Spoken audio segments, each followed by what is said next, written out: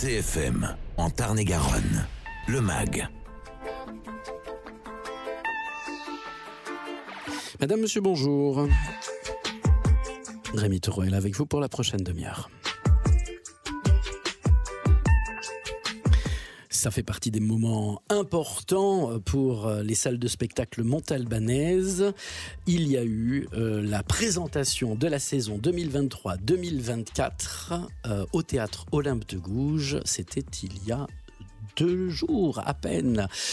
Aurélie Barbutia, pour l'occasion, comme d'habitude, est montée sur scène et a présenté donc l'intégralité de cette saison que on aura l'occasion de représenter à plusieurs reprises sur notre antenne au rythme de chaque saison en fait, puisque cette idée de faire une présentation par saison va continuer, hein, c'est ça. Bonjour Aurélie Barbutia. Bonjour Rémi. Oui, en effet, donc la saison 23-24 nous tend ses bras, nous ouvre ses portes et oui, on continue avec cette histoire de découper, on va dire, en 3 parties la saison, avec les spectacles de l'automne, les spectacles de l'hiver et les spectacles du printemps, pour la simple et bonne raison qu'on a tous un peu changé notre rapport au temps et que le temps court, c'est quand même très sympa aujourd'hui de vivre un peu au jour le jour. Donc la saison suit un peu ce modèle-là. Petit retour sur cette soirée inaugurale, il y avait du monde, c'était complet. Hein, on peut dire c'était complet. Le Théâtre Olympe de Gouges était joyeux. Il y avait beaucoup, c'était électrique, aussi bien en salle que derrière les coulisses, puisqu'on avait de nombreux artistes qui nous ont fait la surprise de nous rejoindre. Donc il y avait des moments vraiment pleins d'émotions et c'était plein de réjouissance, voilà, de retrouver le public, de fêter ensemble, de célébrer cette nouvelle saison qui s'ouvre à nous et avec là aussi voilà, des nouveautés. On a plein de projets à partager. Bon, et puis presque quelque chose qui devient une tradition maintenant, c'est l'ouverture de la saison en septembre par le festival La Fabrique de Jazz. Tout à fait. On démarre par le jazz, comme chaque année. On en est à la 5e édition cette année. Donc la Fabrique du Jazz, c'est un petit festival de jazz qui commence à s'inscrire dans le panorama culturel de la ville. On en est très fiers. Il y a un vrai engouement de la part des Montalbanais et Montalbanaises qui renouent avec ce genre qui a toujours été dans l'ADN de la ville de Montauban. Donc c'est un festival qui est conçu en hommage à Hugues Panassier, figure tutélaire du jazz, et qui, bien sûr, ne se prive pas d'ouvrir la porte au futur et aux nouvelles générations du jazz. C'est un genre on est dans du spectacle vivant, c'est un genre qui évolue, bien heureusement. Et donc, on s'ouvre un peu à toutes les formes du jazz, depuis le swing des années 40 jusqu'à ce qui se fait sur la scène actuelle. Alors voilà, il y aura le Tuxedo, je sais pas comment on le dit, Big Band. Tuxedo Big Band.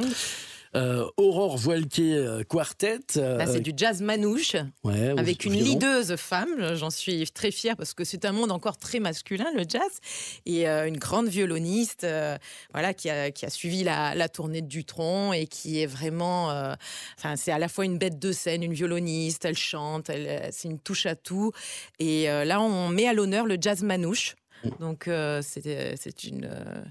ça sera une soirée vraiment étonnante. Et puis, Nicolas Gardel et l'orchestre Mozart Toulouse. Oui, tout à fait. On avait quand même 25 musiciens sur scène.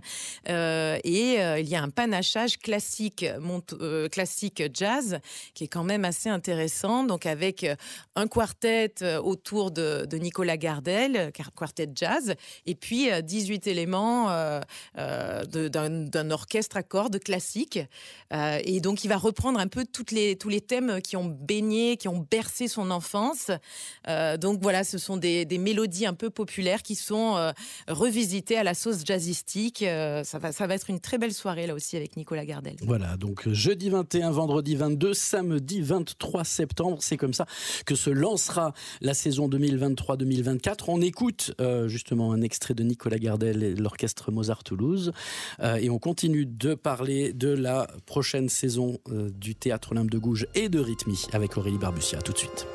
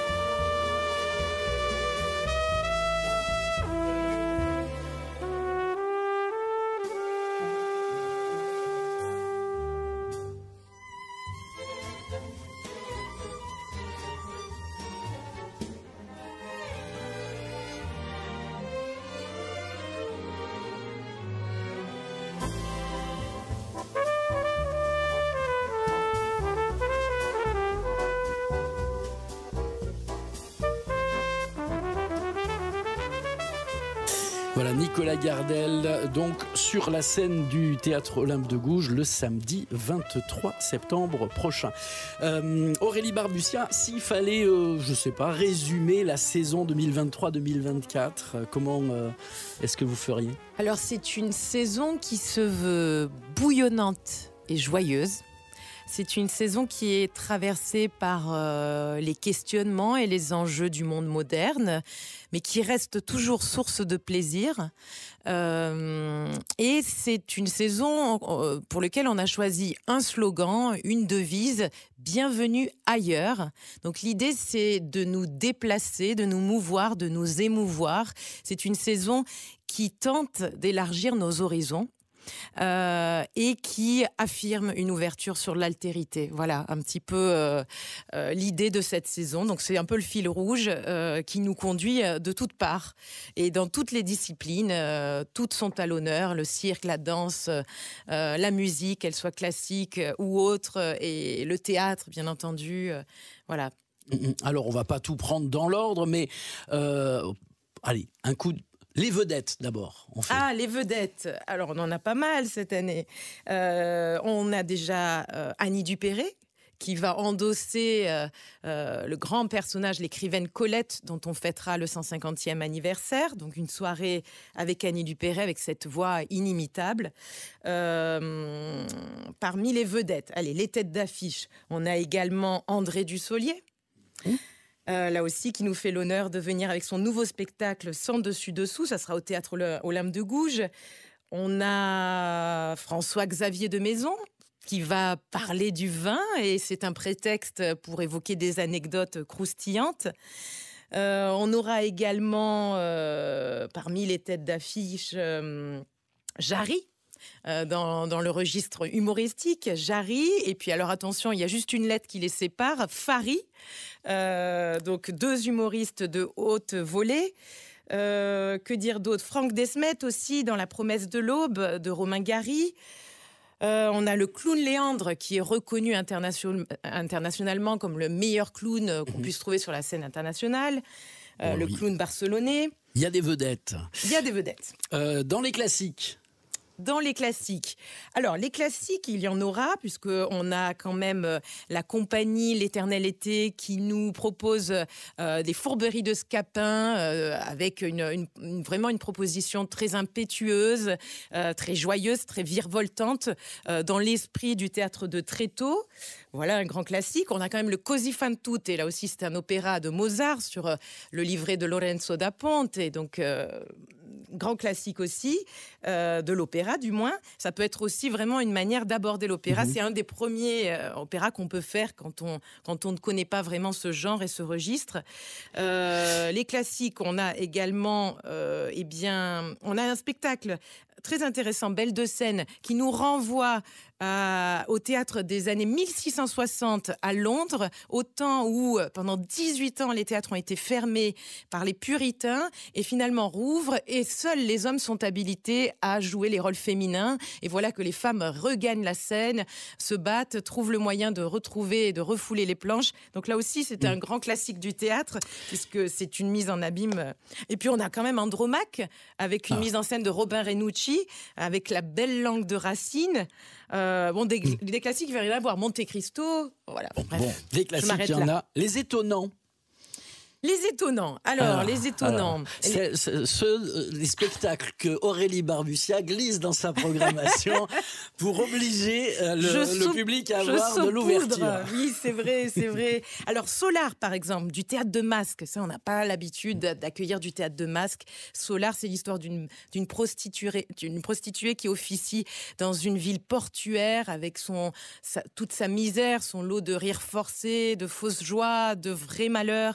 Et ce qui est intéressant, c'est que c'est abordé avec beaucoup d'humour, c'est pas du tout moralisateur, mais l'idée, c'est de voir tout un monde miniature avec des petits personnages qui sont cachés derrière leur masque de prêtre, leur masque d'avocat, leur masque de facteur, d'amoureux transi, de marin de passage ou de fille de joie. Donc on a vraiment un peu une micro-société qui se dévoile sous nos yeux avec tout ce qu'elle a de drôle, mais également de grave. Voilà, Solar, ça c'est une une petite Ouni également. Ça, c'est un spectacle de cirque où on a une circassienne, une acrobate sur son mât chinois. Et la scénographie est en train de se dessiner sous nos yeux puisqu'on a un dessinateur qui a vu, créer en réalité l'univers dans lequel elle va s'élever. Donc, c'est assez magique. Ouni, c'est à voir en famille. Les curiosités, qu'est-ce qu'on a d'autre oh là là, il y en a plein. Après, il faudra regarder le programme. On écoute une chanteuse locale qui clôturera en quelque sorte la saison 2023-2024, parce que je crois qu'elle passe en mai. Les Montalbanais ont pu la découvrir récemment lors de l'anniversaire du Fort, lors des 50 ans du Fort, elle était sur scène. C'est un peu la protégée de Roland Terrancle de la Brique Rouge Production.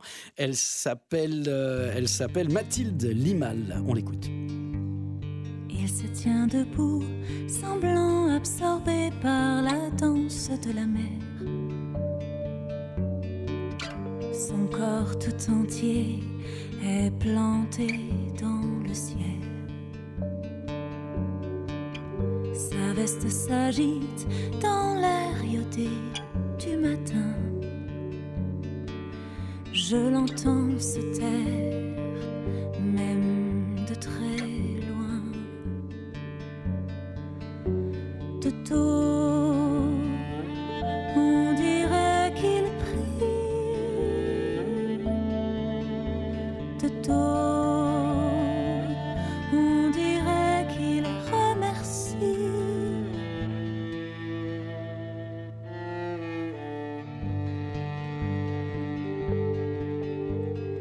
Comme si un cantique s'élevait dans l'écho de son silence.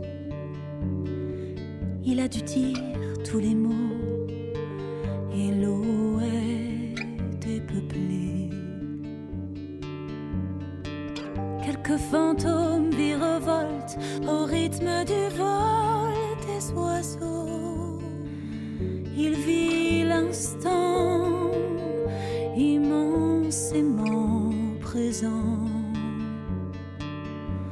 De dos, on dirait qu'il prie. De dos, on dirait qu'il remercie. Il ne bouge pas, il semble boire le temps suspendu.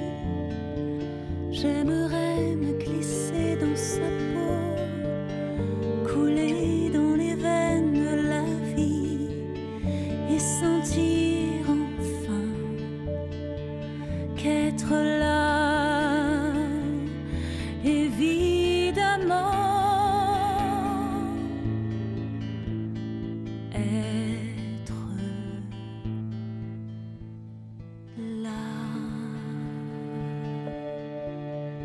Voilà, Mathilde Limal, récemment installée en Tarn-et-Garonne sur la scène du Théâtre Olympe de Gouges au mois de mai. On a le temps, mais c'est, je crois, le 17 mai 2024. Tout à fait, dans le cadre d'un petit rendez-vous où, du coup, on va jouer la proximité entre les artistes et le public, le temps d'une sorte de concert suivi d'un apéritif. Voilà, donc c'est un petit rendez-vous du théâtre avec Mathilde Limal. On est très fiers de l'accueillir. Alors voilà, qu'est-ce qu'il y a autour de la programmation, ces petits rendez-vous, le bar qui est ouvert? Le bistrot du théâtre qui va ouvrir ses portes, on en est très fiers. Il nous tarde de pouvoir accueillir le public donc en avant-spectacle et pendant les entr'actes, le temps d'un verre partagé. On a de quoi grignoter aussi. On a pris soin de travailler avec les commerçants et les locaux, les Montalbanais qui font de belles et bonnes choses, de bons produits, du bon vin, voilà, les vignobles du coin, la bière du coin, la plancha qui va bien, etc. Donc ça va être un endroit très sympa. Et puis on travaille aussi à la déco puisqu'on va faire un espace un peu décalé, un peu dans lequel il fait bon être et dans lequel on se sent un petit peu ailleurs aussi. Voilà, donc... Un mot sur les médiations culturelles qu'il va y avoir, sur lesquelles les écoles, les collèges, les lycées peuvent s'inscrire. Oui, déjà, il faut savoir qu'on accueille à peu près 4000 élèves par saison. Et bien entendu, l'idée, c'est de pouvoir les préparer au mieux et par le biais donc, d'une médiation qui se fait directement en classe avant de venir découvrir le spectacle. Donc, on a un médiateur qui prend son bâton de pèlerin et qui va voir ces publics-là, mais comme d'autres publics dans les quartiers prioritaires, des publics empêchés en situation de handicap. Et à ce titre, on a une semaine des curiosités. C'est une semaine qui est dédiée à des projets un peu hybrides, des projets artistiques qui, quelque part, vulgarisent la parole scientifique. Et on a à ce titre une expérience olfactive qui s'intitule Nez à Nez. Et Nez à Nez, donc ça va nous permettre de travailler, par exemple, avec des publics malvoyants. Voilà, mais pas que, bien entendu, mais c'est des stratagèmes aussi pour aller chercher d'autres publics et essayer de répondre à leurs besoins, à leurs envies. Donc la semaine des curiosités, par exemple, c'est aussi quelque chose de tout nouveau qu'on est en train de concocter avec le Muséum d'Histoire Naturelle. D'accord, et ça, ce sera à quelle date ? Ça sera en avril 24. Ok, on a le temps de revoir tout ça. Bien sûr, on se rue au théâtre pour attraper le petit fascicule qui nous permet de faire notre choix pour cette saison théâtrale. La billetterie est ouverte pour l'automne ? La billetterie est ouverte, bien entendu, oui, depuis le lendemain de la présentation de saison. Pour tous les spectacles d'automne. C'est tout à fait possible, en effet, de se procurer tous les spectacles d'automne, ainsi que les spectacles à grande jauge de rythmie. Donc voilà, pour Jarry, etc., il faut se presser, ça commence déjà à bien se vendre. Et on peut le faire, bien sûr, au guichet, on est toujours ravis de vous accueillir. Par téléphone également, il est possible de régler par téléphone. Et aussi sur notre site internet, on vend les spectacles aussi sur notre site. Voilà, le site des salles de spectacle de Montauban. Merci beaucoup Aurélie Barbussien d'être venue en parler sur CFM Radio. Et moi qui vous remercie. Je vous réinvite à la rentrée pour remettre plaisir. Une couche sur tout ça. Merci à vous et on se quitte avec Aurore Volquier, extrait de son dernier album Un soir d'été. Dans le soir, je les ai contemplées. Elles reviennent du siècle dernier, comme des demoiselles âgées, au parfum un peu désuet. Les fenêtres nous parlent du passé, comme des parents éloignés, au sourire un peu fané. Les fenêtres gardent des secrets.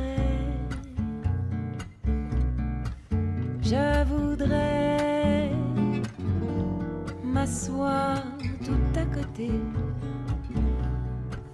écouter leur langage muet, sans que nous n'en sachions rien. Elles nous parlent des jours lointains, des billets doux, des soupirs, des baisements. À l'heure où tout est éteint, derrière leur miroir s'entend d'éternels fiancés se tiennent par la main.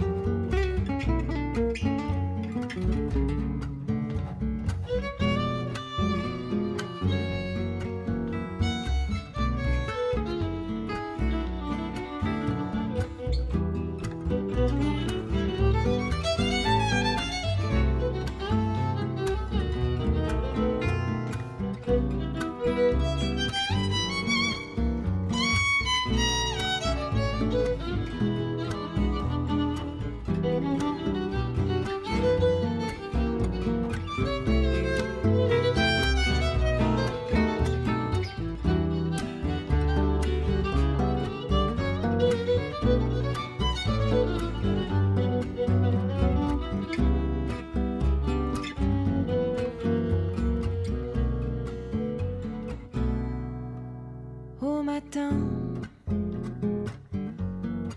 je les ai retrouvés. La magie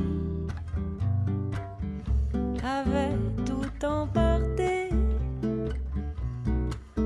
La fine dentelle déchirée, des beaux rêves abandonnés laissaient une trace sur le vieux parquet. Le soleil et les oiseaux remplaçaient. Vos podcasts et replays, podcasts et replays. cfmradio.fr